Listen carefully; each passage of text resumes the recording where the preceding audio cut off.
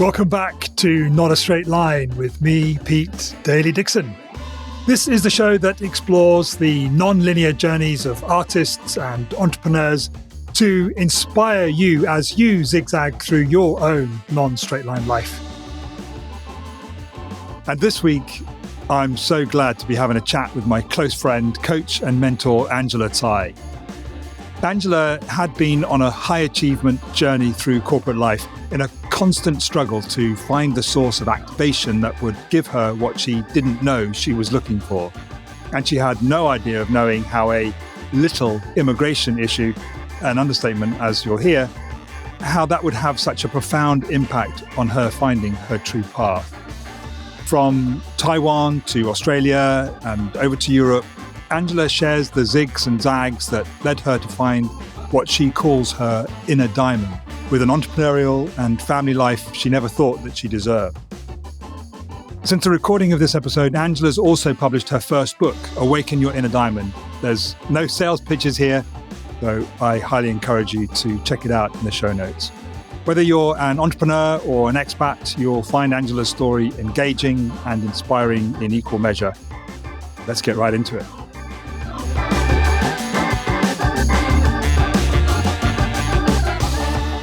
So I mentioned that one of the things I do at the beginning of these conversations is it's not just with you, actually, Angela. I also invite the listener to join us as well. And we'll just take a few physiological sighs. All right, let's do this. So listener and Angela, if you just want to close your eyes. Yeah. And breathe in twice.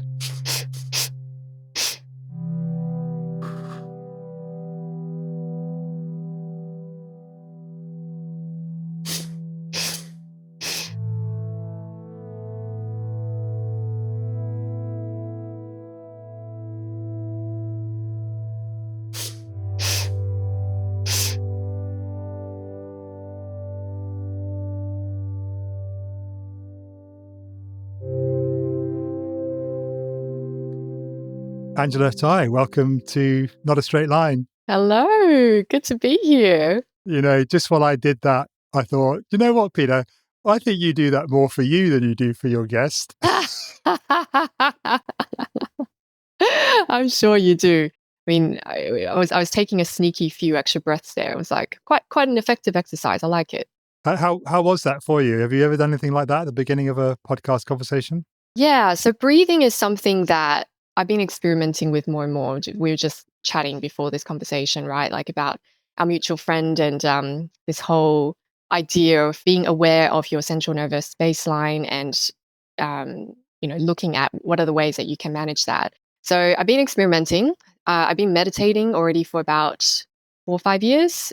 Still haven't managed to stop those thoughts coming in during the meditation. I'm like, at some point this is going to happen, but it's the fact that I can sit still for more than 2 minutes, because in the beginning, 2 minutes was a challenge, to now. So meditating, which is obviously like very sort of slow, calm, normal breathing actually, because during meditation, you're not meant to be making any sort of effort to control your breathing. You're just noticing the flow.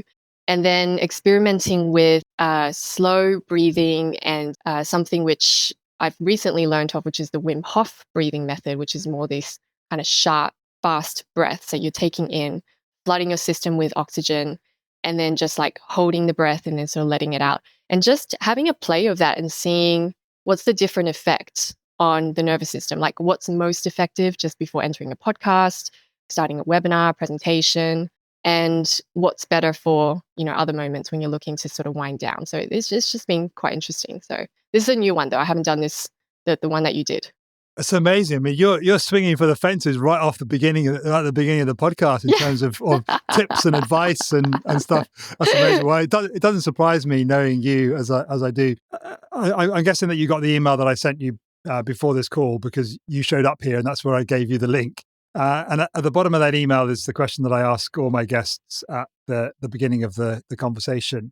When you saw that question, was there any particular time in your life that came to mind immediately? This is the question about the zags in your life, right? Yeah. It's funny because when I looked at this question and I think about the things that immediately come to mind, I always tend to start with something which is like more recent, something which is more close to the present moment. But as I sort of let that question sit and really think about, like, what were the zags, right? Like, what were the zags that brought me to now? All these things were just coming into mind. Like, there were so many. Like, I feel like my entire life has basically been purely defined by zags. Like, I'd be going in what I call a straight line, which is, the name of your podcast. And then boom, like literally something would just knock me off and off I go on a different path. And I have to say that probably the earlier zag was coming from coming from childhood, actually, when we moved from Taiwan to Australia. So that was a massive, massive zag. And that was when I was about, 6 years old, 5 or 6 years old. And I often think about how different a trajectory my life would have been if we had never made that move, if we just had stayed in Taiwan, where we would have had a really comfortable life.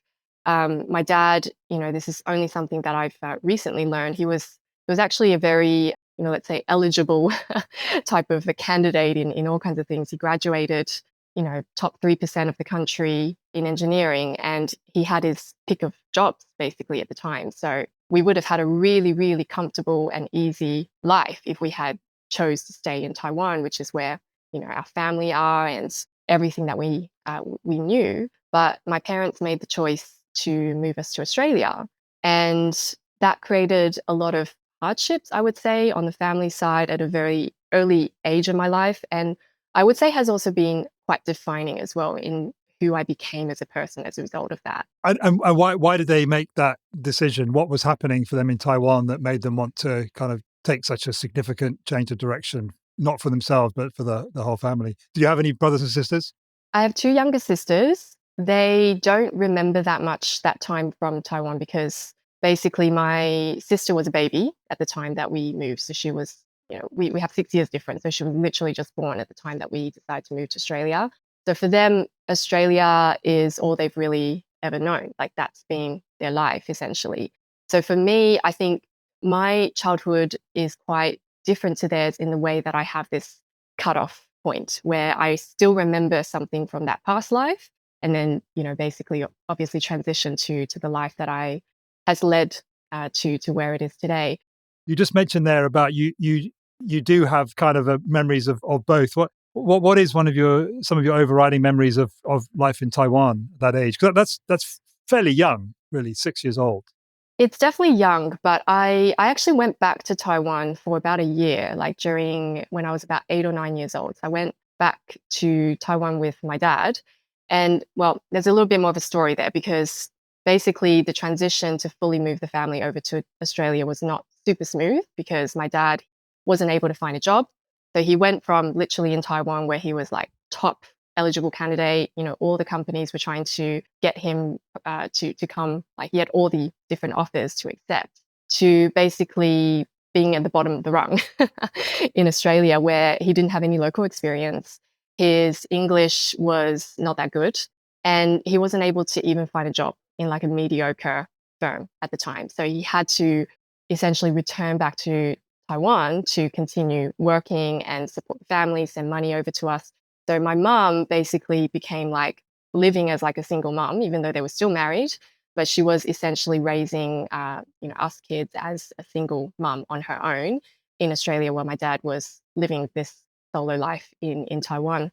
So I went back with him actually when I was 8 or 9 years old. So that further compounded on the fact that I have memories of that life in Taiwan because I actually entered the school system. I entered third grade, coming in and that itself, came with its challenges because I had just been school system in Australia. I hadn't had any Chinese lessons at all, even though we spoke Chinese at home, but I hadn't done any reading or writing. So I had to like really kind of start from scratch and catch up to my peers.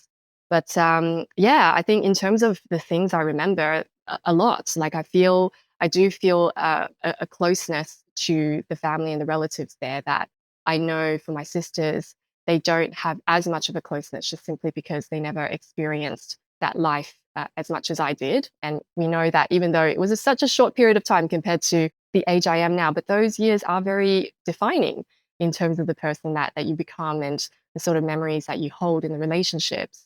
And I also have a lot of vivid memories of the school system. So I moved around, even in Taiwan, just that short year that I was in Taiwan, I got moved from one school to the other, basically because the first school that my dad sent me to, it was quite, what's the word, draconian in terms of how they dealt with discipline. And I think it just broke his heart to see that I was getting punished for something as simple as I didn't put my chair in when we go out for a break. I left the chair sort of out Wow. from the desk. And then that meant we all had a number, student number that's sewed onto our shirt, and your number gets written on the blackboard.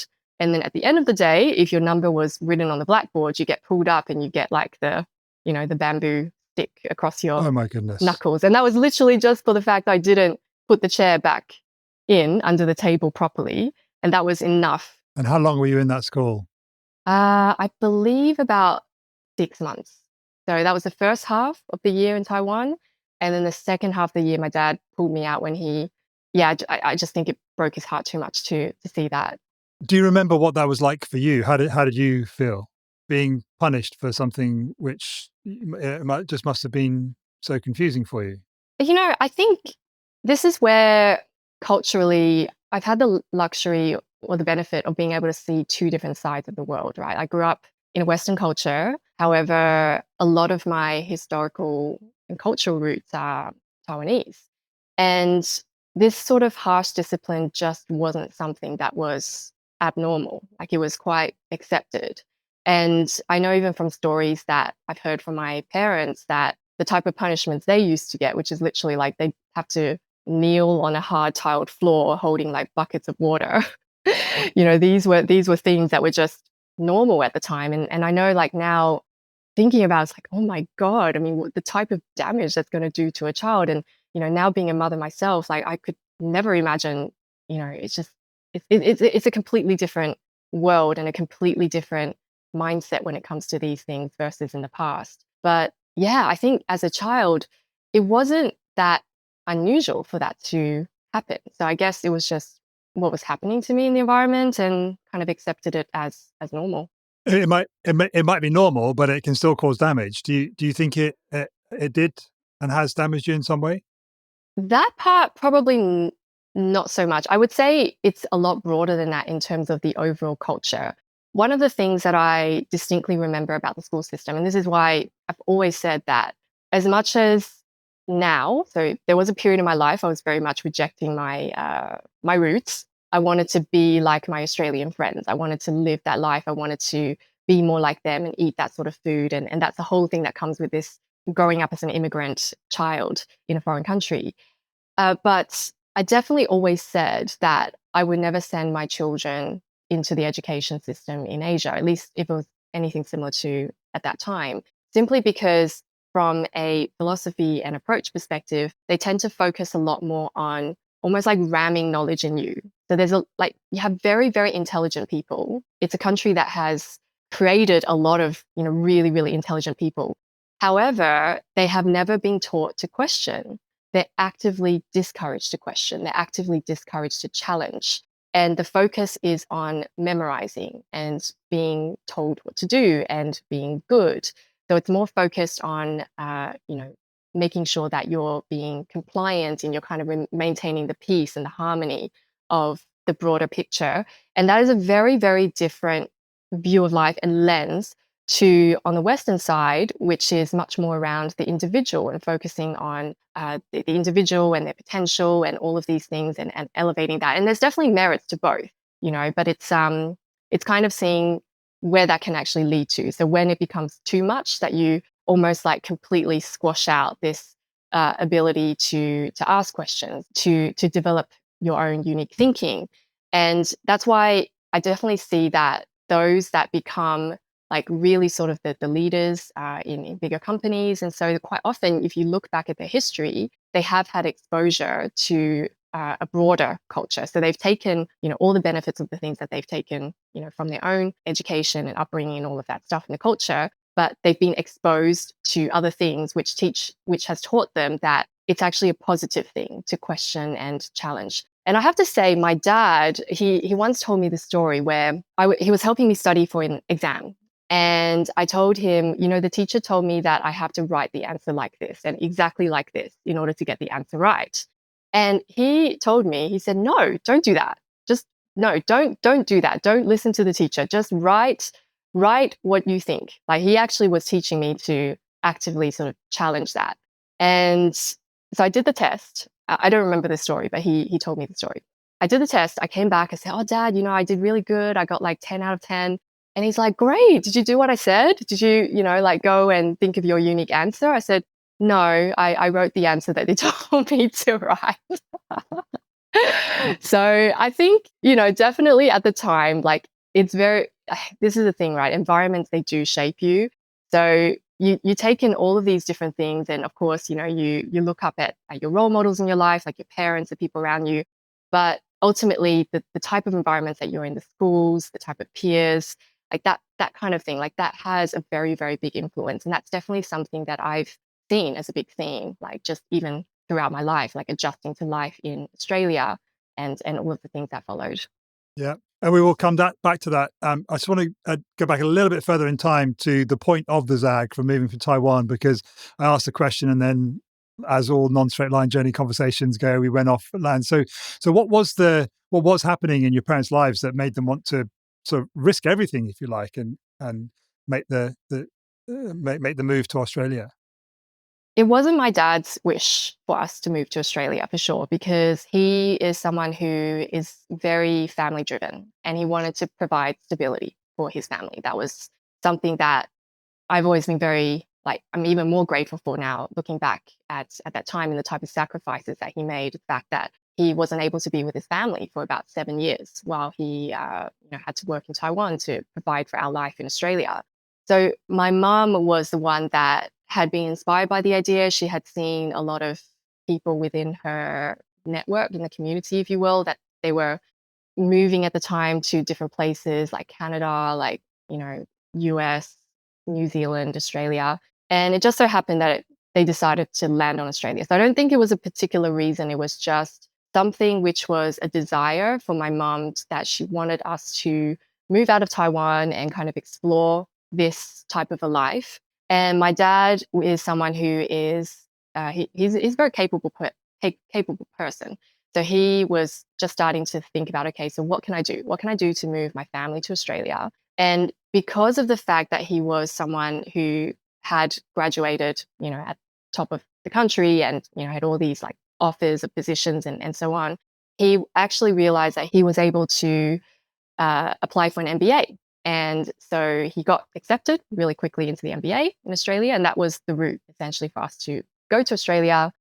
He completed the MBA. So that was like 2 years that he was able to be with us in Australia. And unfortunately, then he didn't succeed to find a job to be able to support the family. So he had to return to Taiwan to continue working. And at the time, he had proposed for us as an entire family to move back to Taiwan. But my mum was very adamant that she didn't want to go. She wanted us to continue that life in Australia. So that was the choice that they made at the time. And that's been very, ultimately defining for both the childhood that my sisters and I experienced, but also us as an entire family later on. Yeah. Yeah, for sure. So we've got a lovely placeholder there for the conversation, this significant zag for you as a 6-year-old. But what I'd like to do is to fast forward your life to perhaps a more recent zag. It's probably not the same geographical direction involved, but there was still pressure, the stakes still maybe a bit high. What was a more recent significant zag in your life that came to mind from seeing the question in the email I sent you? Yeah. So if we fast forward to a more recent zag, one of the ones that have been very defining is, if I look back, like there have been just a lot of moves, like moves have, again, pretty much been a defining factor in how things have been shaped in my life. So you made physical movements, like moving where you live. Moving countries. Yeah. So when I was 21, I decided to move to Amsterdam. And that, again, changed a big trajectory in my life. What led to that was the fact that life in Australia had been already quite challenging. So I already shared with a little bit of background on the family history. And growing up, even though today as a family, we are very close. So I'm very close with both of my sisters, you know, very close to us as a total family unit. So my parents as well. That wasn't always the case. So I had a very, I would say, difficult time growing up, and especially had a very challenging relationship with my mum. And, you know, I mean, we can go into all that. There's lots of things that are factoring into that. But ultimately, it did get to a point where at 17 years old, there was sort of that final conflict where there was just like a distinct cut in the relationship where I said, okay, right, I'm moving out. And my mum said, yep, move out. She asked me to give back the key of the house. So that was quite significant. And off I went and basically started building life for myself. Couple years after that, I made the decision to move to Amsterdam. And a lot of that, maybe very similar, even think to my mother's decision of why she wanted us to move to Australia in the first place. Like there wasn't a specific reason to say, this is why I need to move to Europe and specifically to the Netherlands. But it was a sense of maybe some adventure, some way of getting out of the situation that was the home situation. And I know, for example, that my mom, even she had a very, you know, tense relationship with her family at the time. So maybe that was also part of the reason why she moved us to Australia in the first place. And yeah, I would say that that was definitely something that I experienced when I was 21.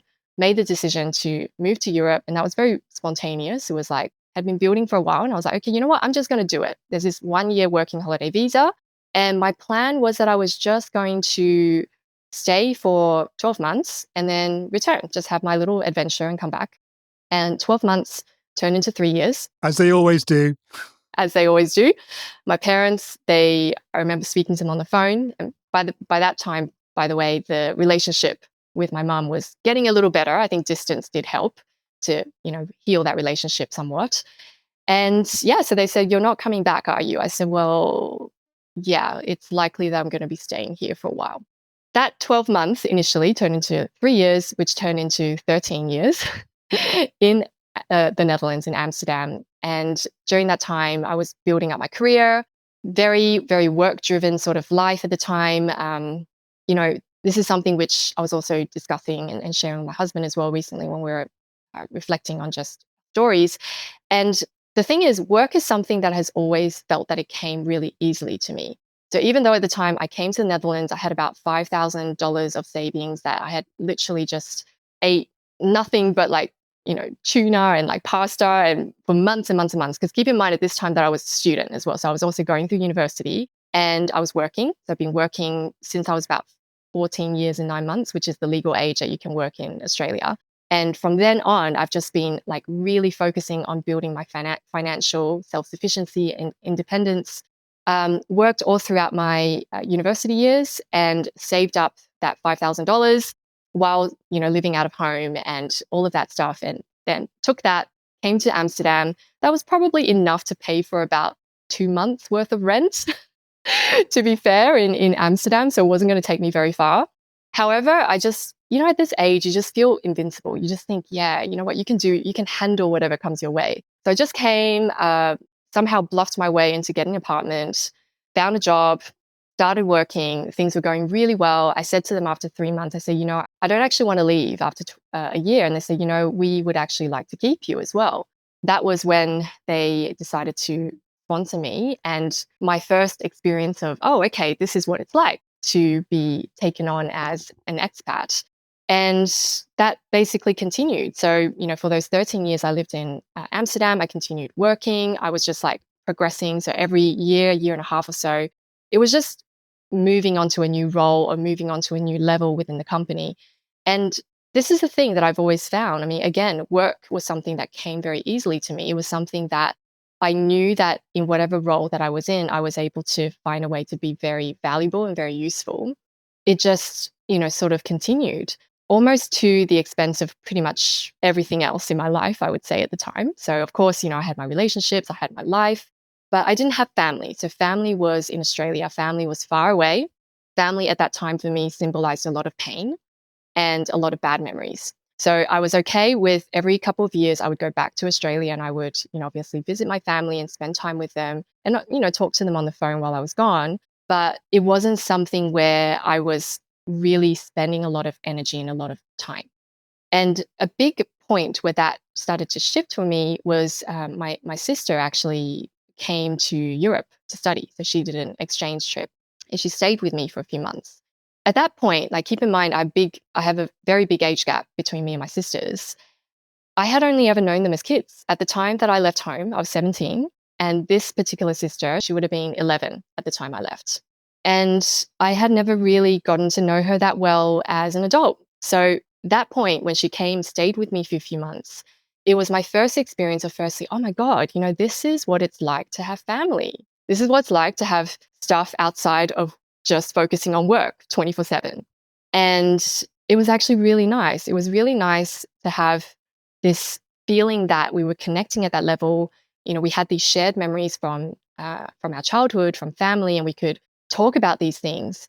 And just be able to connect at that level in a way that I felt like I was really, really caring about something which is outside of just that kind of professional career progression, all of that stuff. So that was something which was very defining for me, to just expand outside of that pure focus on work and career development. With the softening of time, if you like, what are your thoughts and reflections and feelings about that time leading up to you leaving home at 17? That's quite a young age, really, to have that kind of experience. Do you know, I really think, and I've always been a big believer, that life and universe, it puts things in your life, and things happen at the time. It feels like, why is this happening to me? And why can't things be easier and all of that stuff? I don't think I'm someone that has ever been very much like looking at blaming at the past. But of course, there was, that feeling of hurt of the things that happened at that time. But now, certainly looking back, I can really see how all of that was happening essentially for me in a lot of ways, because that was what fostered this real ability to be independent, to realize that I needed to learn how to be self-sufficient, to be able to stand on my own feet. And that paved the way for a lot of things that came later on in life, and even throughout my career when I started to develop into more leadership roles. I had people that either I was mentoring officially or unofficially, and I was able to support them with just perspectives and different type of ways of looking at things to make them feel empowered that they were able to do something and address a situation on their own. So honestly, looking back, I'm really grateful for that time. And even as a mum now, and my daughter, she's only 2.5, so there's many, many, many, many, many years before I'm going to have to worry about all that and deal with the beauty of the teenage years that is still to come. However, it's something that I definitely want to foster in her as well. I really believe that through fire, it forges iron. Were you a difficult teenager, do you think? Was I a difficult teenager? If I asked your mum that question, what would she say? I mean, I think for sure, out of the three sisters, my sisters always say that I was the rebellious one. So I was not someone that did drugs. However, I wasn't someone that liked to be told what to do. I didn't like to follow orders, which is funny enough, that story I shared in the beginning with the school system in Taiwan, and how it was all about like following what you're told and just repeating the things that you're being said, not questioning authority, not questioning elders specifically. You don't question, you don't challenge, you don't speak back to someone who's older than you. And I was someone who did speak back to, especially with my mom. Like, she's the one that I spent most of my childhood with, simply because my dad was out of the picture, not from his choice, and that created a lot of friction. And even looking back, to be honest, again, like now, my mom and I, we have a very close relationship that has been healed now for many years. However, looking back at that time, I definitely can see that probably a big part of the reason that we did clash so much was because of the fact we had similar personality traits. And she is someone who was also very headstrong about the things that she really wanted. So she wanted to go to Australia. She was just not going to be dissuaded from the fact that she really wanted to pursue that path, even though logic and everything, it just didn't quite fit in terms of, did that actually make sense for the family? And yeah, I am really grateful for those traits that I inherited from her, because I feel like it is a big part of what has formed me as a person, and created a lot of strength in many ways. So yeah, you asked, has it softened? 100%. Like I don't look back at that time with any sort of resentment or anger. Definitely there was anger for many years before we were able to like sort of go and bridge and heal that relationship. But now looking back, I can really see how if I hadn't had all that, I probably wouldn't have built the resilience that has been able to carry me through today, through different stages in my career, and also, certainly entering the entrepreneur world. Yeah, you touched earlier, right at the very beginning of the conversation, Angela, about the fact that you meditate, and just what you were sharing with us there, your very wise, insightful perspective now as an adult looking back does to me indicate someone who's done a fair amount of inner work, reflection. Would that be fair? And if so, what have you done to get to this point? That's a really great question. I feel like the last 6 years since I've started my business has just been like a roller coaster of inner work. I mean, I almost think that people go off and start businesses almost as an excuse to, is like an alternative to therapy almost. Because of the amount of stuff that it uncovers that you never have to deal with when you're safely in an employed role, or you're in some sort of environment where you're just essentially grinding away and not having to think and not having to stop to reflect, because you have no time to stop and reflect. So what immediately comes to mind for you when you say that, all the stuff? What is stuff? Yeah. So, I mean, self-doubts, that's a massive one. Self-doubts. And it's funny because I'm someone who has, during my corporate days, I've always come across as someone who was very self-confident. And people who knew me, they would also describe me as someone who was, quite self-confident, assured in terms of how I was carrying myself. However, what I realized, and this was something that came very, very quickly hitting me like brick in the face when I left that world, and suddenly I didn't have the safety of this organization that I was working for, the job title that I had, and the salary, and all these things. And I had to suddenly show my face. Like, it was the most terrifying thing when I had to first create a video of myself and post it on social media. Like, it was just, I looked in that video, I looked like a deer in headlights. Literally, I think if someone scrolled far enough down my Instagram, they'll probably see it. I'm going there. I'm going there after this. And I'm not even on Instagram. Yeah. But, I was just like, okay, you know what? I need to rip off the Band-Aid. I just need to do it. I just need to film it. I just need to put it out. And, I closed my eyes, clicked post, and then sort of didn't look at it again for about a week. But there were a lot of things that came up. And especially when I realized that all of this confidence and bravado that I was carrying during my corporate days, that it was all actually just a front. It was almost like an armor, a shield to hide the fact that I didn't actually know who I was. I didn't actually really know what was the value I had to offer. I was just told by other people, oh, you're really valuable because of this. Oh, we want to promote you into this position, all that stuff. And in fact, I was really, really bloody scared of showing up for who I am.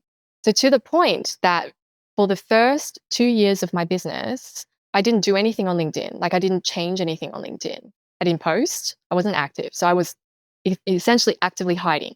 Because that's the thing, right? LinkedIn is the world that you live professionally, generally for most people, certainly in the corporate space.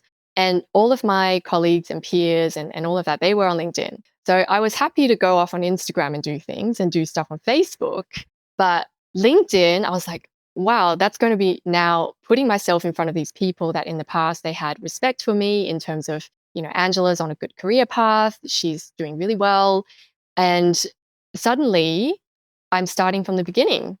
I'm showing myself in my rawest, most vulnerable form, not knowing what I was doing, not knowing who I am, and not actually really believing that the things that I was saying that I was adding value to were actually the things that I was giving. So there was a lot that uncovered. So why on earth did you decide to take that zag? Why put yourself in that kind of torture chamber of self-doubt and and fear and all the other stuff that comes up. What preceded that zag? As I was saying, earlier when you were asking about the zags, I just feel like my life has been full of zags. I'll be on a straight path and thinking that things are just great, and then something will just knock me off, and then off I go on a completely different path. And my jump into entrepreneurship was not something that was by choice. It was not something that one day I was like so courageous and I was like, you know what, I am going to quit my job. I am going to leave behind security and I am going to start my business and start this thing that I always wanted to do.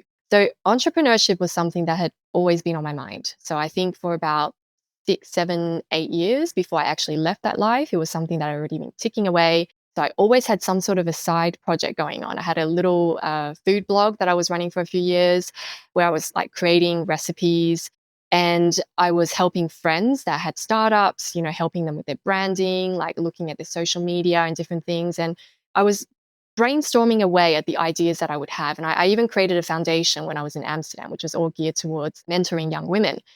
But for me, entrepreneurship was never something I was going to count on for money, for income. Like, no, that was my career. My career was going to pay the bills. Entrepreneurship was somewhere for me to play, to be able to explore my creative self, where I wasn't able to fulfill that in my corporate work.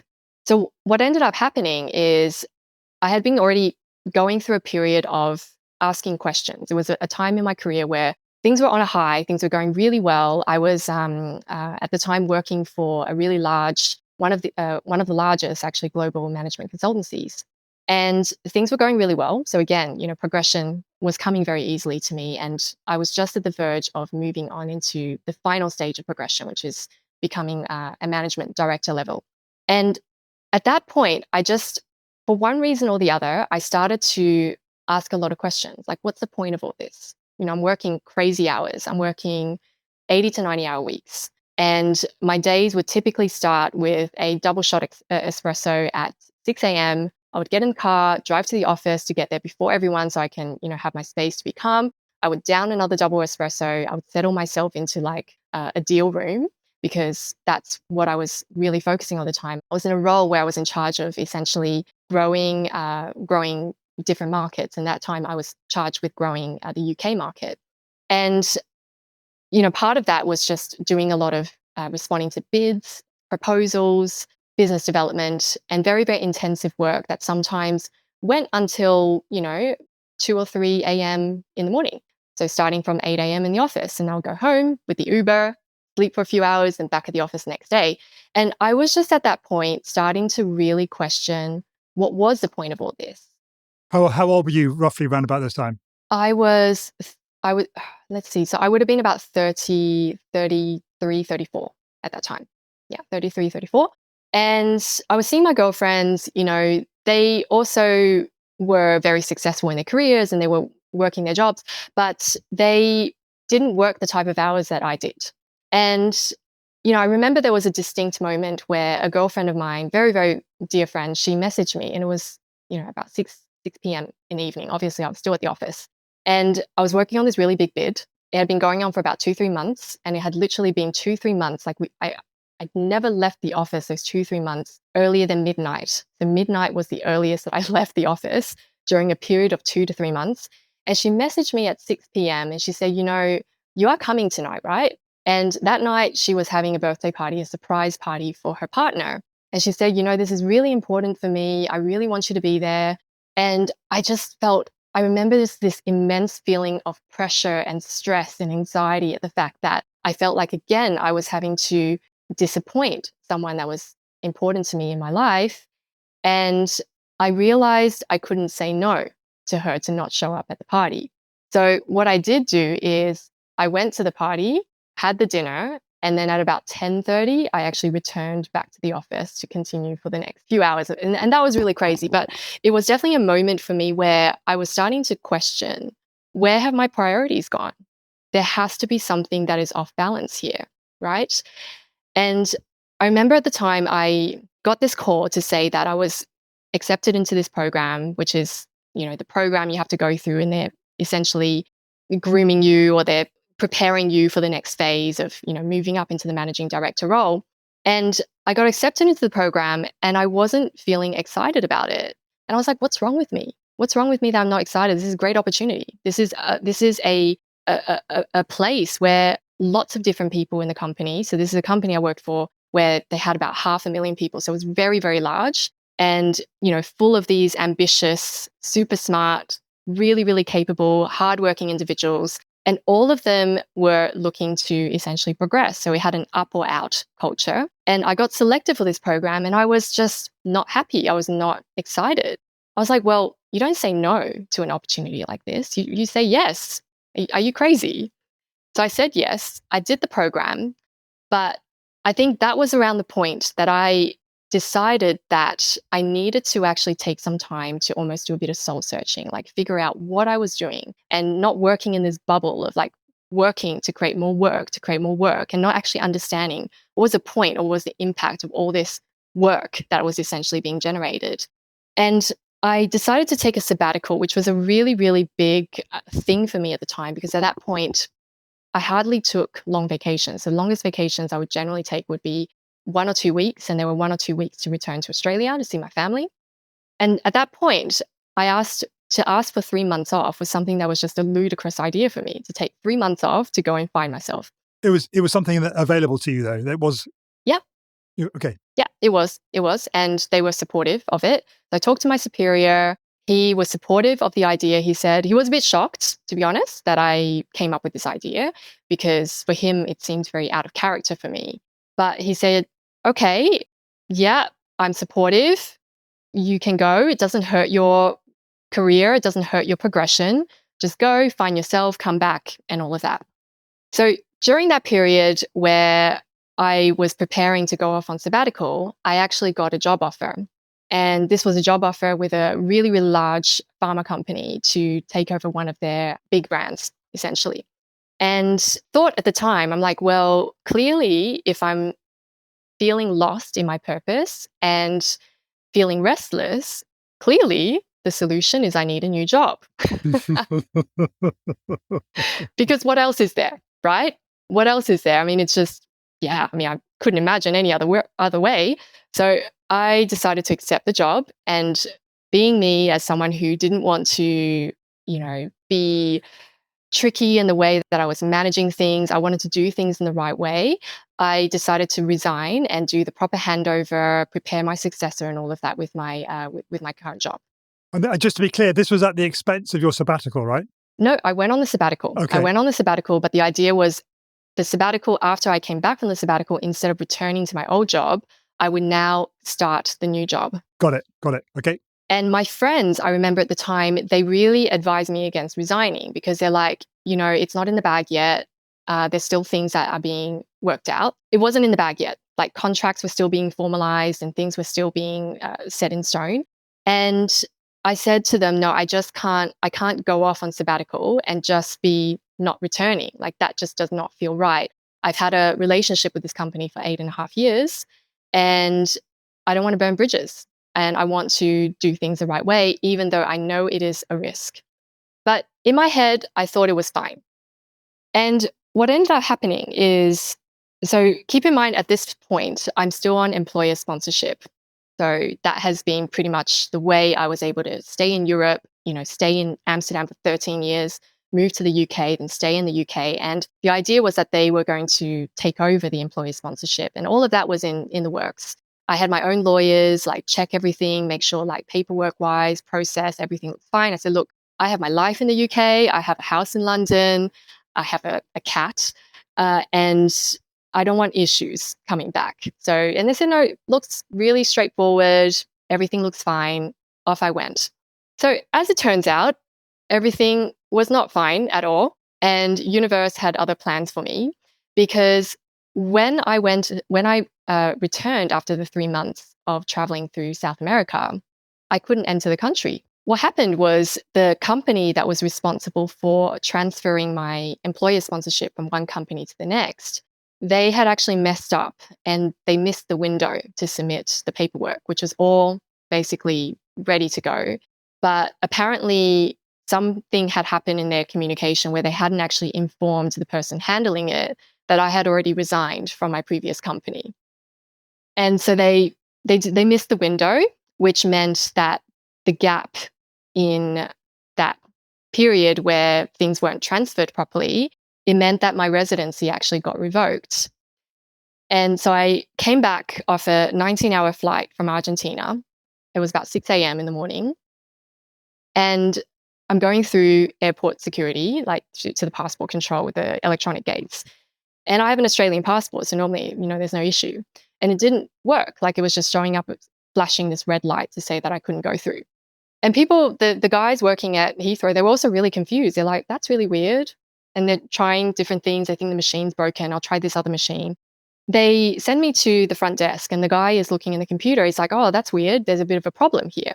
My God. Yeah, this was a moment that, I still had no idea what was going on. I'm like, what has happened? And I'm getting really annoyed, because I'm just off a 19-hour flight. I'm really tired. I'm dusty. All I have is like, my 8-kilo backpack that's been my belongings, my house essentially for the last 3 months. And I just want to have a bloody shower. I just want to go home.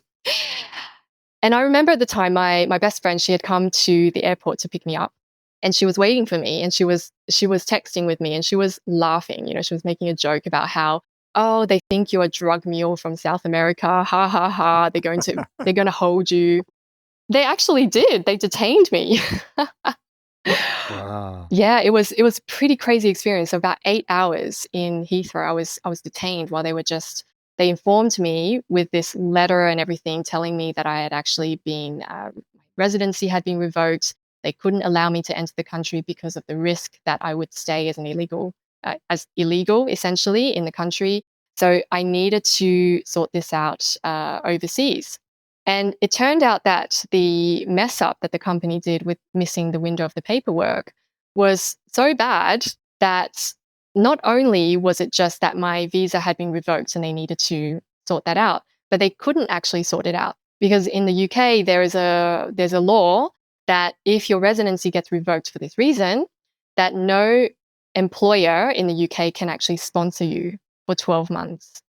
And I was like, oh my God. Fuck. And even then in my head, I was just like, okay, stay cool. It's going to be fine. You're going to figure this out. In my heart, I was thinking, like deep down my gut, I was like, this is actually really bad. This is, I don't know how to get out of this situation. So yeah, it took them about 8 hours to essentially tell me that they have to deport me. So I got, that was definitely a really, really massive zag. I want to stay there. I want to pause it on that cliffhanger. I don't know how to sort this out. It's like this is the end of the end of season 1. Okay, it's like dun dun dun. What's going to happen? Because I want to go back just a little bit further back in time to the zag that you took a sabbatical. That's wasn't like you. Your boss said. So just a couple of questions in there is why South America, and did you find yourself while you were there? I don't know. I felt an immensely strong pull. I had never been to South America. It wasn't a country that I knew anything about. But I had been learning Spanish at the time for a few years. And that was more because I had spent some time in Madrid, thanks to some, so my best friend, she is originally from Madrid. And it was a language that I really enjoyed learning. South America, I don't know, like for me, South America felt like the unknown. And it was a place that there was enough there to scare me because it was unknown.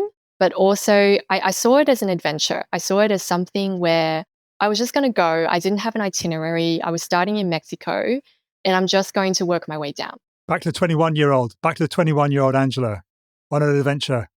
Yes, exactly. And it was just a way for me to feel, I don't know, like I thought in order to find myself, I need to put myself in an environment that was just so foreign that there was no real feeling of safety in a way, that there was no, connections that I had there.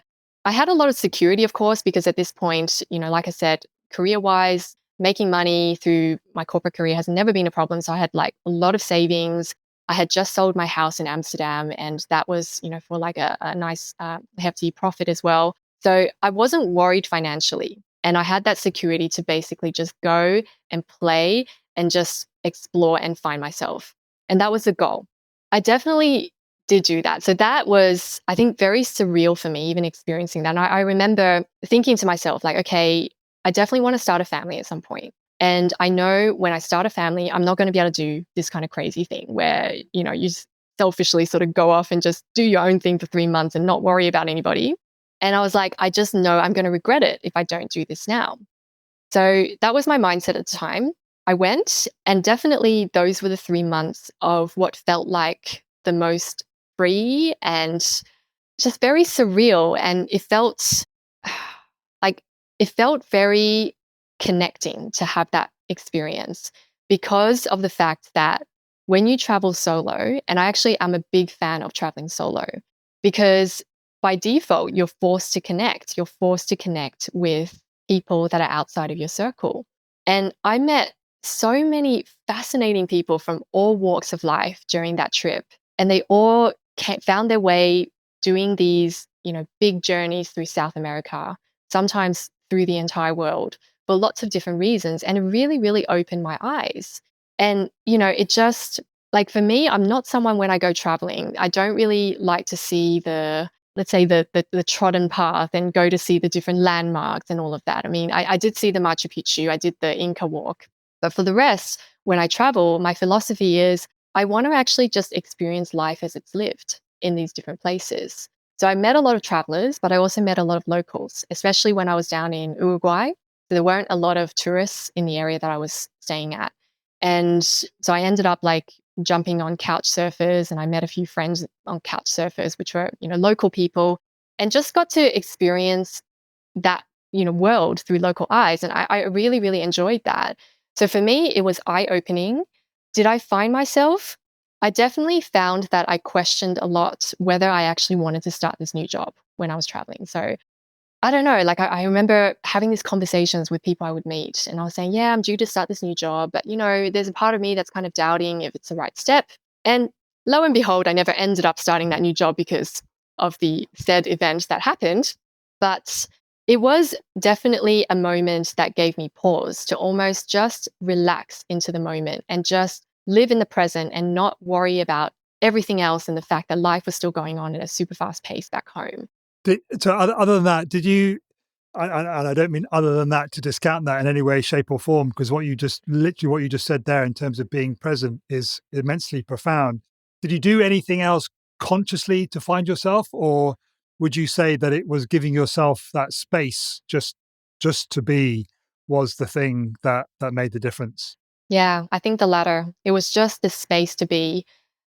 There was no agenda, there was no itinerary. I had only essentially 2 points. So I knew that on a certain date, I needed to be in Peru for the Inca Trail, and I needed to be on a return flight in Argentina. So those were the only 2 points. And everything in between that, I had the space to just go on a whim. So go by feeling like, okay, I feel like going by bus to cross the border to Bolivia. So then I would do that. Or I would book a flight to Galapagos for like 2 days' time. Just wherever the people that I met, if there were people that I met that I really got along with, sometimes we would travel along together to a different point. So it just was really, really fully just having that space to be in the moment, to be spontaneous, to allow life to be able to come to me instead of trying to drive and trying to force life down a certain direction. So that was very freeing, I would say, those 3 months. Yeah. Sorry, I just wanted to stay on there for a second because it probably won't surprise you that this idea of creating space has come up time and time again in these not a straight line conversations. And I guess the question I have for you on behalf of the listener is, what would you say to me if I say, well, okay, I recognize that I've heard it enough times that creating space is important, but I don't have the luxury of, massive savings and I've got family pressures and stuff. I mean, it resonates with me immensely. I mean, my story about, getting a driving job for 2.5 years. And the number one thing I say about it is that it gave me space just to slow down and be and think, which is exactly what you did in South America. So there seems to be an element of universality about it. Mm. But what can you say to someone who like doesn't?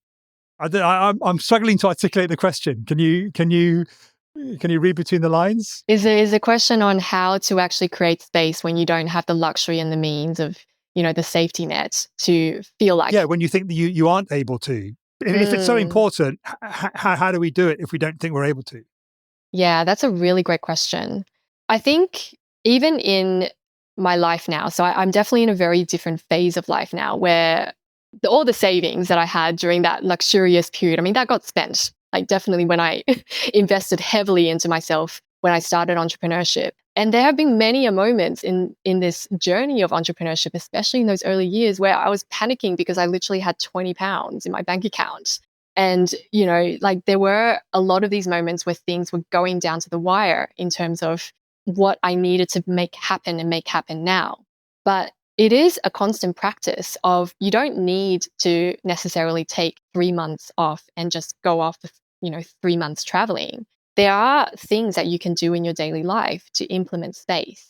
And I've become very protective and very deliberate in terms of the space that I've learned to create, because that was definitely something that needed to be a skill for me. And I call it more setting boundaries in your life, in knowing, firstly, the type of space that you need to carve out. So I'm quite strict in terms of when I know that I have had, let's say, a continuous period of very busy weeks and very busy weekends, that for the next month, I don't want to plan anything on my weekends. I just need to have that downtime to literally not have anything planned. And I may be busy with my daughter. I may be busy, cleaning the house. I may even be busy, tinkering with things, creating stuff for my business. But I'm very deliberate that it is space that I want to have nothing that's structurally planned, where I'm being expected to be somewhere and being expected to engage in some active way. And that has been something that, I have found essential to me being able to operate and continue to operate at a balanced level. On a daily basis, you're quite familiar with our story where we have shifted our business as of about 2 or 3 years ago, where we made the decision that we wanted to have a 16-hour work week. And now, I guess, having known the type of background of where I came from and the type of, work life, the very work-centered life that I used to live, where everything was work. That's a big difference. For me to, in that moment, say to my business partner, Christina, I actually only want to work 16 hours a week. And for her, like, she was also someone who was very successful, very career driven. For her to realize, like, oh my God, yes, me too. Like, that was a massive, massive shift. And that changed everything. Like, it's changed everything to the point that I now realize back then, even though I was making a lot of money, I wasn't happy. I wasn't fulfilled.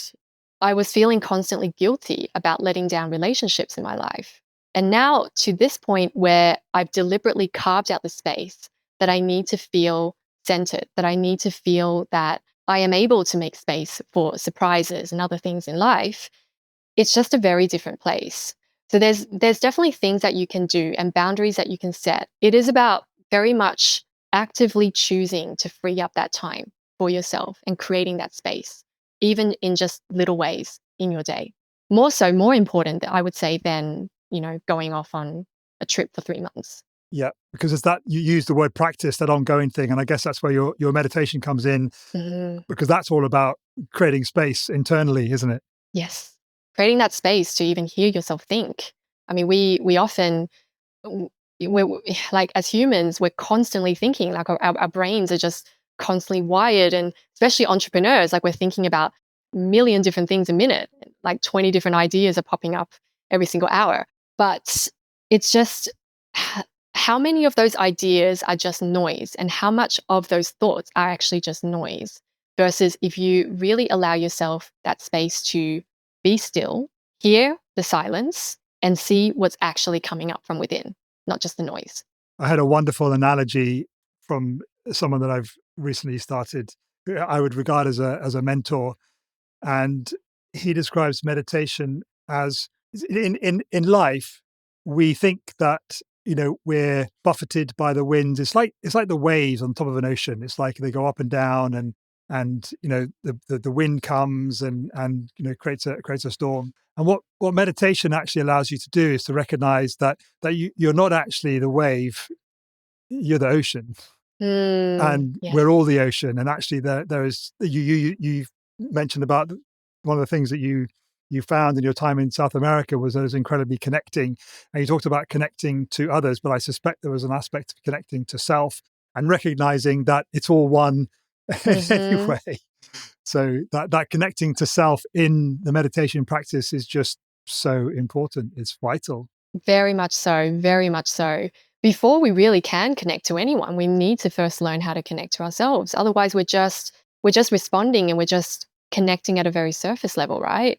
Yeah, no, 100%. I think, that daily space, that daily meditation, that the practice doesn't have to be meditation if that's not something for you. For some people, they connect through running, through doing something active. For me, sometimes when I'm cooking or cleaning the kitchen or whatever, I feel like I'm meditating because I'm just going through and I'm just sort of in my head. And it's yeah, like whatever you do, like it is so important to have those moments to be able to connect with yourself. Yeah. There's so many incredible lessons, insights, pearls of wisdom, nuggets of gold in just that short 5-10 minute bit of the conversation. It's incredible. Thank you so much for being open to share. There's something I want to go backwards a little bit earlier in our conversation. You described when you were in corporate life and you used the word play. You played with entrepreneurial type activities outside. You set up a foundation, but you described entrepreneurial as a place where you could be creative. Mm-hmm. Is that how you see entrepreneurship? Do you see it ultimately as a creative activity? Yes, I do. I think creativity is the fuel of entrepreneurship. So it's I mean, I guess this is something which can also differ depending on the individual as well, depending on what is in particular driving them. I know that for me, if I'm not creating, yeah, I feel like I'm dead when it comes to this. Like there's just no energy, there's no motivation.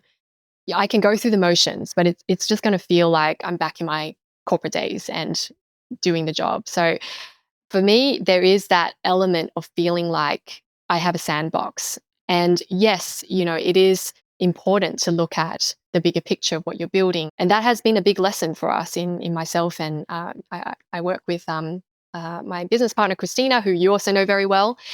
And that has been a big lesson for both of us in the financial management of the company and managing that growth over the years through all of these zigs and zags moments that there have been many of them throughout hiring a team before we're actually financially ready and stable to support being able to pay that team and also pay ourselves at the same time. At that time, we sacrificed paying ourselves by paying the team, which is obviously also not a good decision, and lots of different lessons along the way. And we're in a position now where we actually feel really, really in control and on top of let's say, the management of the structure of the business. We look at our finances on, almost a fortnightly, definitely on a monthly basis. And whenever we are looking at making big decisions, we make those decisions based on numbers. And even smaller decisions around the type of activities that we need to focus on for, our quarterly and also the next 12-month planning. We're looking at the numbers and we're looking at what that tells us. And that actually dictates a lot, like, okay, creative version of Angela and Christina may want to actually do this, but actually the numbers are telling us that, in fact, we need to focus on this if we really want to make sure that this maintains a sustainable path. So I feel the two of these need to be in tangent with each other. However, definitely for certain type of entrepreneurs, I'm definitely one of these.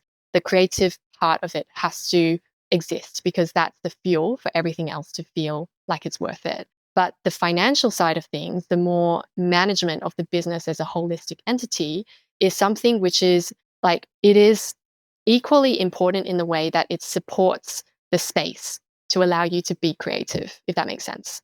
Yeah. It doesn't surprise me to hear you say that. I wasn't sure that I would hear that from you. The audience of this podcast are entrepreneurs and artists, and because I have a foot in both camps, being an actor and a producer as well as an entrepreneur, that I feel that both camps have a tremendous amount to learn from and be inspired by each other. Entrepreneurs, this sense of creativity and imagination and freedom and flexibility and all the things that artists are kind of stereotyped as, but also the artists that you talked about there, that rigor, that discipline, that financial sense to build something solid and reliable, and so it just as you started speaking, I felt a shiver down my spine. It's like, yes, this is the message that I want to get out, is that it's not one or the other. It's combined. It's the fusion of those. It's almost a fusion of left brain, right brain, isn't it? To together. Whether you are an artist and you want just a creative life, or just in inverted commas, or just in inverted commas an entrepreneur, is that embrace the parts of you that perhaps don't feel particularly comfortable, to become more of who you are. Yeah, no, 100%. But it is essentially what has allowed us to be able to create what we have today. And we're very fortunate in that. Like me and Christina, we often, we're having these end of day debriefs, and we're sitting on the bed with our little ones, and we're just like, how lucky are we? I can't believe this is our life. I can't believe this is our work. Our business has been in the best place it has for like since the last 6 years, essentially. On 16 hours a week. On 16 hours a week. Both of us are mums of young children. So I've got 2.5-year-old and she's got a 1-year-old. And she's the sole breadwinner in her family. And also, for myself, I'm also a major contributor in terms of the bills in our household. And just the fact that we've been able to build that with the fulfillment. And yes, we know at this moment with the 16 hours, like likely that's going to have to increase at some point when we want to look at scale and, all of the other stuff that we want to build out long term. But for now, in the season of life that we're in, it's good. For me, when I made that decision, for me personally, and Christina, she jumped on board really, really quickly with that. That came about 4 or 5 months after my daughter was born. And I just knew that I didn't want to miss her childhood. I didn't want to miss out on these early years. I wanted to be able to be present with her. And I haven't looked back. And yes, sometimes, I wish that, I'm someone when I'm in a creative flow, like I just want to keep going. I just want to see it through. And sometimes when I'm being forced to stop because my daughter needs my attention, or it's like, oh, now it's like pick up time. I need to go stop what I'm doing and go pick her up. It is really jarring, and it's like, oh, I wish I could just spend a few more hours like tinkering away at this. But overall, I know that I'm so much happier, so much more fulfilled, and like it's just has made this business journey so much more rewarding. And I know that all that will come. What I hear and what you're saying there, Angela, is, and just I guess going back a little bit to my earlier question about, I know I need to create space, but how do I do it? Is that you just have to make a decision. You have to make a decision about what you want and start moving towards it. And that's something else that's come up time and time again. You don't have to accept your present circumstances. Your present circumstances are where you are, and what's happened in the past has got you to this point. But you can make a conscious decision about how you want your life to be, and you can start moving towards it. And that's just such an incredibly inspiring example there of like just setting almost like a stake in the sand. It's like 16 hours. I remember we could go in where 16 came from, but it's like whatever the number is, it's like, this is what I want my reality to look like. Like for me, it was, my reality is I do not want to drive to earn money. That's right. That is, it's been good for me up to now, but it's not going to be good for me going forward. And I didn't know how the exit would happen, but you just move towards it, set the goal, and then you see. But I've got my eye on the time, and I'm aware that we've left the listener with a cliffhanger that you're about to be deported from Heathrow Airport. So we've got to come back to that story and find out how that ends. But come on, what happened? Yeah. So I did get deported, and yeah, it sounds so like so. It's surreal, right? I mean, it sounds like something that happens in a movie to someone that's not you. No, so I got deported, and at that point, I had no idea what I was going to do. I had a number of marriage proposals. Okay. Some were half serious, but I think they were semi-serious. One of them was from Christina. She's like, we've known each other for 20 years. Let's just get married. But no, in the end, I actually got married with at the time he was my boyfriend. And I mean, we hadn't been together for a extremely long amount of time, but we knew that the relationship was serious. And the thing is, for me, I'm someone who was really like, let's take it slow. And we had just talked about the fact we're going to take it slow. But as we looked at the situation, he's like, I don't want to lose you. Like, this is actually how he always explains. Like, for me, I always said like, oh my God, I got deported. I had to get married. And he says to me, he says, that's how you tell the story. But for me, in my head, I was just thinking, if I don't marry her, I'm going to lose her. Oh my God, that's beautiful. Yeah. So we had this discussion and I was like, okay, I know we said we're going to take it slow. However, if we do have a serious intention with this relationship, then maybe we just need to do it the other way around.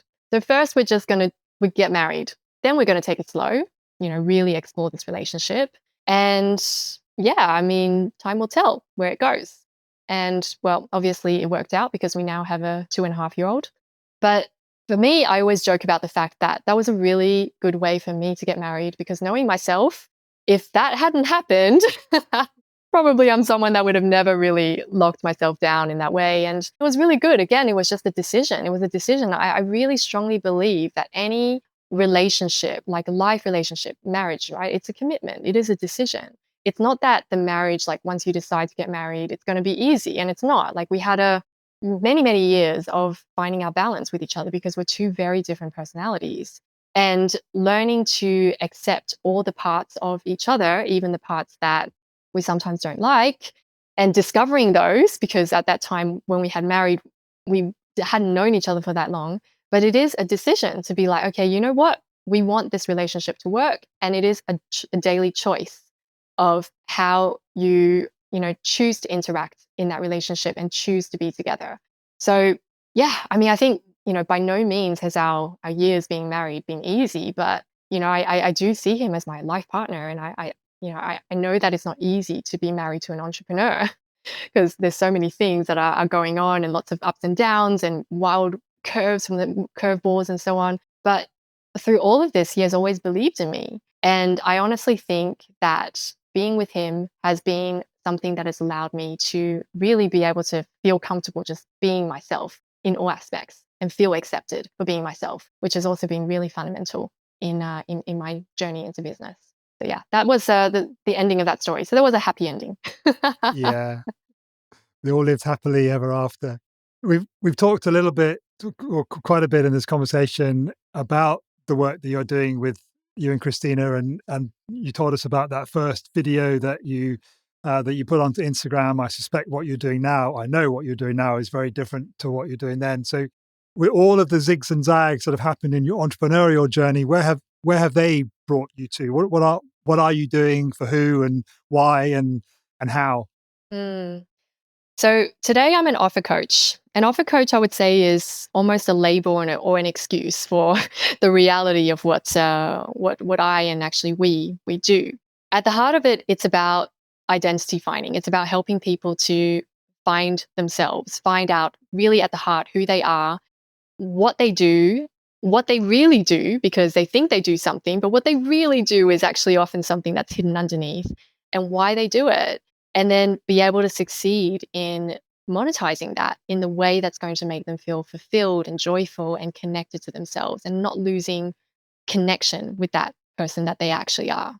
Can you give us an anonymous example of that, of somebody that you've worked with, just so Mm. that the listener might be able to resonate with that?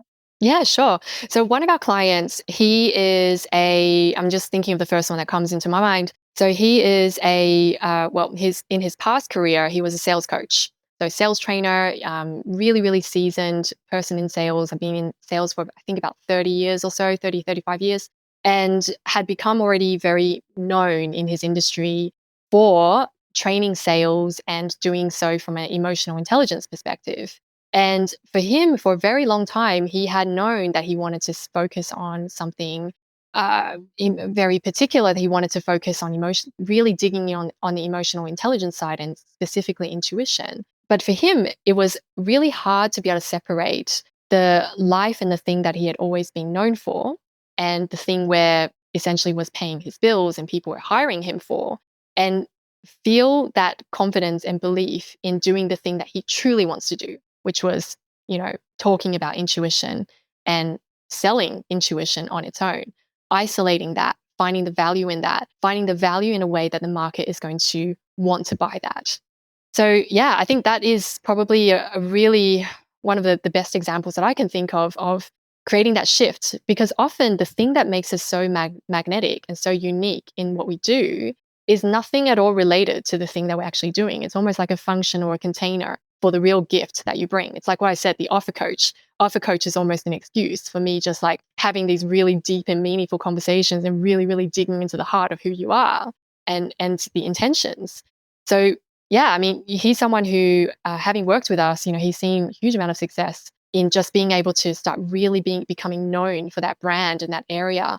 He's actually just recently been nominated for an award as well in this space as well, a speaker award. And of course, experimenting with different formats of, training in this area and lots of different things. But that's, like one example. I'm so glad you use it as an example, and we can talk to him afterwards to see if he is okay with it, because I know who you're talking about, and he has been on this podcast. He has been a guest. So what's really interesting to me, what you just said there, Angela, is that it's almost like the thing that was in you that drove you to South America, which then ended up with you being deported, which then ended up with you getting married, which then ended up with you, it's like you could almost travel back to that moment in time when you decided to take a sabbatical that's resulted in, well, you could say that about any point in our lives. But the thing that I picked up from our conversation was the thing that drove you was finding yourself. You use that word yourself. I just think it's really beautiful, and I hadn't really joined the dots before now. But that's what you do for people. You're giving your clients the gift of your experience in going on those adventures and going through all of those zigs and zags to find yourself. You help your clients find themselves ultimately at the end of the day. And I've experienced you. I am one of your clients, you and Christina. And I thought I went deep on these conversations and not a straight line, but like let's take my hat off to you two, man. Jesus, yeah, it's great. Would you say that's true? That's ultimately what you do. Is 100%. You help entrepreneurs find out who they really are, and you have a term for that, don't you? Yes, we do. Thank you for reminding me. The term we use is the inner diamond. Finding your inner diamond. It is that thing which has been almost dulled and covered by all the external things that you put on top of it. You've covered it with all these like different stuff that you thought, this is what people want from you. This is what makes me valuable. When at the end of the day, it was always there. And it's like pulling that thing out, pulling it out, polishing it, helping you to see it, but then allowing you to really position that in a way that it's shining out from you in a way that is so obvious to everyone who comes across you that they have to work with you because of that inner diamond. Now, the people in your life, they know your inner diamond. They've seen it. They've experienced it. But it's about the people who don't know you and making sure that they're able to experience it in that same way. Let your light shine. That's right. So as we think about wrapping up, there's a 6-year-old Angela that's got off a plane in, where was it? Brisbane, Sydney, Melbourne? Sydney. Where did you? Sydney. New world, completely, utterly new world.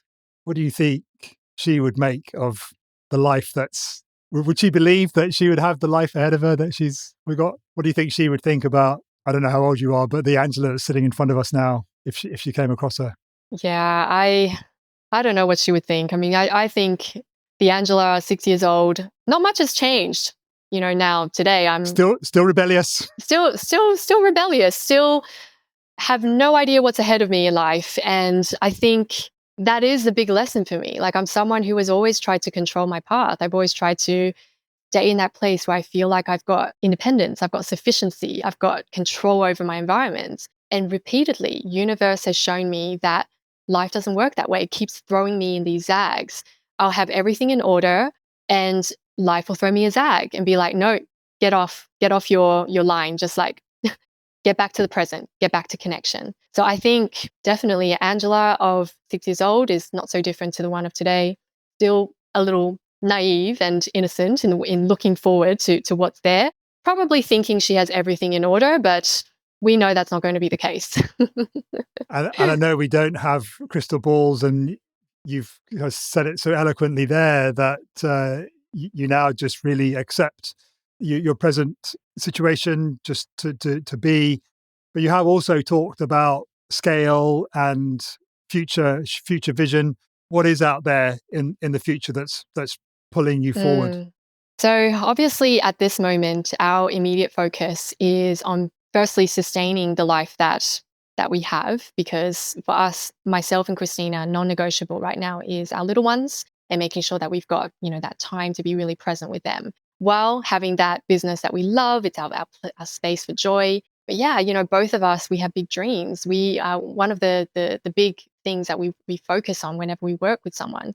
And we do this for ourselves as well. So we eat our own cakes in that way, is the one-page vision, which is all about pulling out, what drives you forward, like what is your North Star, and finding yourself on that map of all the pieces, all the fragmented pieces that almost look like loose pieces of a puzzle, and putting it all together to say, okay, this is who you are. And yeah, I think, on that vision, like I've known ever since that moment I got deported, because that was the first real moment that I was forced to stop and just reflect and think and be like, okay, what do I want to do with my life? And I realized I have no control. I have no control. I have no control. But it was that moment that really gave me room to pause. So for me, it has always been about impact. It has always been about not my impact, actually. I've always known that my impact is always going to come through me elevating the impact of others. My impact is going to come through helping others to achieve their impact. And so that's very clear to me as a North Star. I feel like I'm already living it on a daily basis through the work that we do. And we're so fortunate to be in a position where we feel like we're already having that ripple effect through the work that we do today, even just in that container of the 16 hours that we do work. But yeah, like going forward, there's a lot of things that we want to build out, certainly on the business. For me, I still have that foundation in mind, the foundation that I created many, many years ago in Amsterdam. And of course, the vision for that has evolved. But yeah, like something which is really focused on ensuring that no matter who you are, no matter where you are in life, and no matter, where your starting point is, that with the right encouragement and the right support, that you are able to dream, that you are able to fulfill those. So yeah, I mean, I know that's a little bit, vague in terms of the answer, but there's a lot of things that's there and a lot of things that are already in the works of starting to grow and evolve. It's vague and it's not vague. I mean, in a sense, it has to be vague because it's in the future and we don't know. But at the same time, there's, to me anyway, seems an immense amount of clarity in that is going to drive you forward. And just for the sake of the listener, if I might talk to you for a second, is that I know without a shadow of a doubt that I wouldn't be where I am now from in a 5-month period, going from driving full time for a living, so basically leaving the house at 5 and getting back at 7, to now doing this podcast, successful 5-star podcast, having my own podcast production company. That would not have been possible without Angela and Christina. So I kind of want to say that at some level, take that as the highest, strongest recommendation that you can to run, don't walk to Angela and Christina. And when they are running towards you, Angela, how do they do that? How does the listener get into Angela and Christina's world?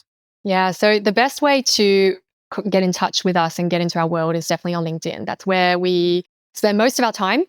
And yeah, you can reach out to either myself or Christina, or just connect with us, follow us. There's a lot of content that we put out. There's a lot of resources that you can explore, even just on both of our profile pages. And we run a number of events through the year. So every 1 or 2 months, we run a webinar. We actually just had one yesterday, which went really, really well, which is all about how to package your offer and be successful in launching it. So launching is something that a lot of entrepreneurs struggle with. Firstly, getting that offer in place, but then how to launch it out there in a way that the market loves to buy. So yeah, those are the best ways to connect with us. LinkedIn. Great. Wonderful. This conversation, I knew it would be a delight. I knew it would be a joy, but I didn't know quite how delightful and how joyful it would be. So thank you, Angela, Likewise. for sharing your non-straight line journey with me and the listener. It's been a privilege. It really has. The regular listeners to the show will know that I always ask my guests one question at the end, and that is, whose non-straight line journey do you want to hear? Who should I have a conversation with on your behalf, so to speak? That when you see the episode appear on your podcast app, not a straight line, with whose name is there?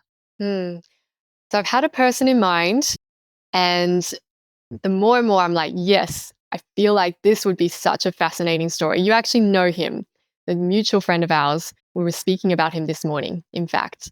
So the person that I have in mind is Stuart Prestage.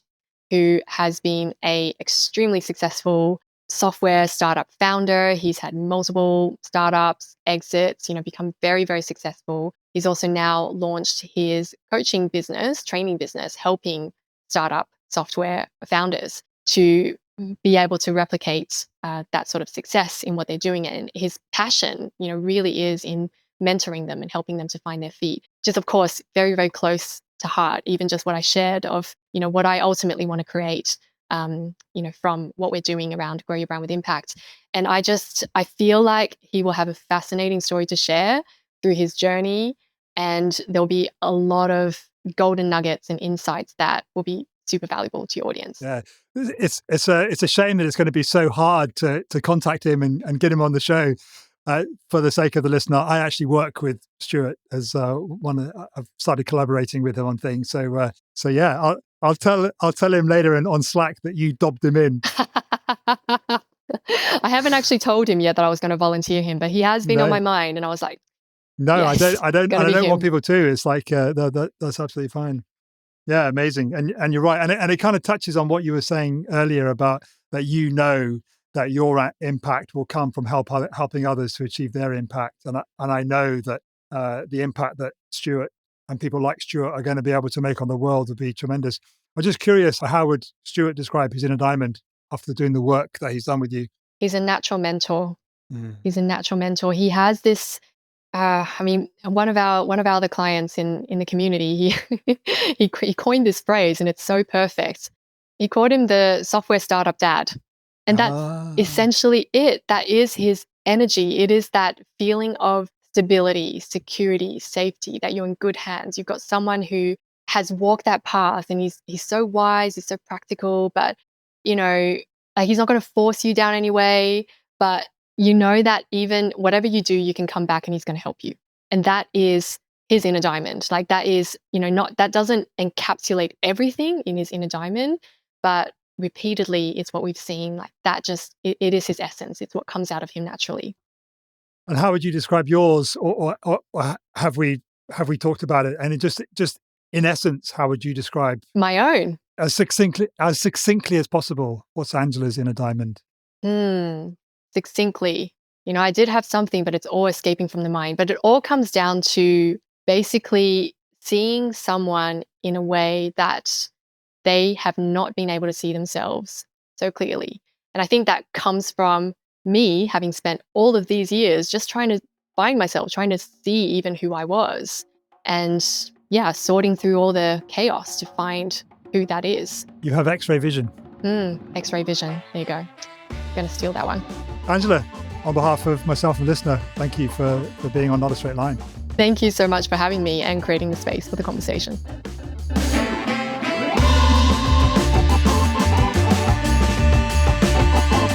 Thanks so much for listening to this week's episode of Not a Straight Line. If this conversation helped to reorient your internal compass or inspired you in any way, please let us know by heading to podcast.notastraightline.life/rate and leave a rating and review. Thanks, as always, to Matthew Bliss of MB Podcast Services for his exquisite engineering of this episode. If you'd like him to help you with your podcast, contact details are in the show notes. And if you'd like to be a guest on the show, or there's someone whose non-straight line journey you'd just love to hear, then please visit podcast.notastraightline.life/guest. Thanks for being here with me, and I'll see you next week for another amazing, deep, inspiring non-straight line journey. Love you.